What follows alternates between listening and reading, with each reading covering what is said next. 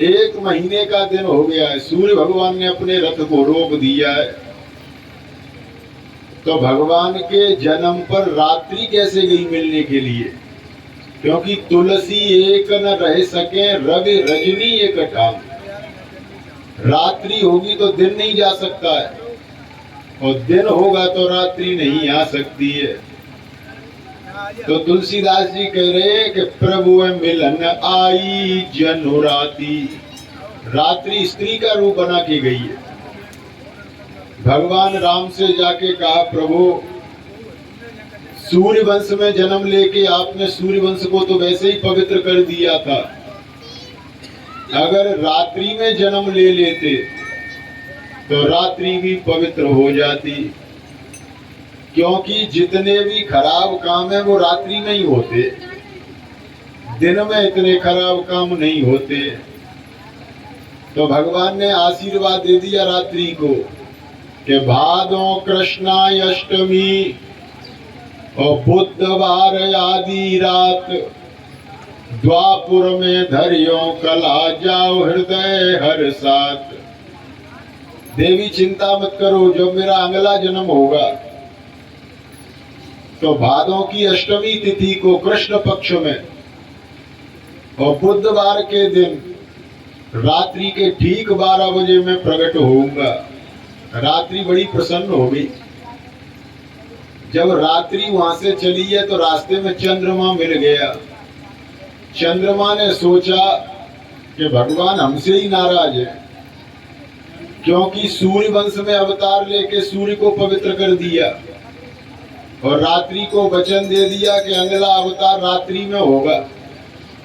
अरे रात्रि में ही लेना था तो शुक्ल पक्ष में ले लेते, उंजेला पाक होता है, हम भी मौजूद होते, हम भी पवित्र हो जाते। पर कृष्ण पक्ष में अवतार लेंगे अंधेरे पाक में, उस समय चंद्रमा नहीं होता है। तो चंद्रमा ने सोचा कि भगवान हमसे ही नाराज चल रहे हैं। चंद्रमा भी पहुंचा राम जी के पास। राम जी ने जैसे ही चंद्रमा को देखा सोई कहना चालू कर दिया, धीर धरो सस्य शांत रहो तुम, ओ संत स्वभाव सदा मोए प्यारो। श्री गुरुदेव विनीत को नाम तो, ओ प्रेम ते आजो है राम उचारो। सूरज की धरियो न कला संग, यद्यपि सूरज वंश हमारो। चंद्र होंगो चहु युग में, और नाम के साथ में नाम तिहारो। राम जी ने कहा, भैया भले ही मेरा इस समय सूर्य वंश में जन्म हुआ है, तो मेरा नाम राम सूर्य होना चाहिए, पर मैं सूर्य का नाम अपने साथ नहीं लगाऊंगा। चंद्र होंगो दो युग में, हर युग में मैं चंद्रमा के नाम को अपने साथ लगा के रखूंगा। तो इस जन्म में भी लोग हमको रामचंद्र कहेंगे, और द्वापर में जब मैं कृष्ण बन के प्रकट होऊंगा तो भले ही रात्रि को अवतार लूं, पर लोग हमसे कृष्ण चंद्र ही कहेंगे। तो चंद्र होंगो चहु युग में, और नाम के साथ में नाम तिहारो। हमारे नाम के साथ तुम्हारा नाम लगा रहेगा। तो इससे प्रमाणित होता है कि भगवान राम ही यहाँ के कृष्ण बने। एक और उदाहरण मिलता है। एक बार तुलसीदास जी गए वृंदावन में। वृंदावन में तो भगवान कृष्ण के मंदिर हैं।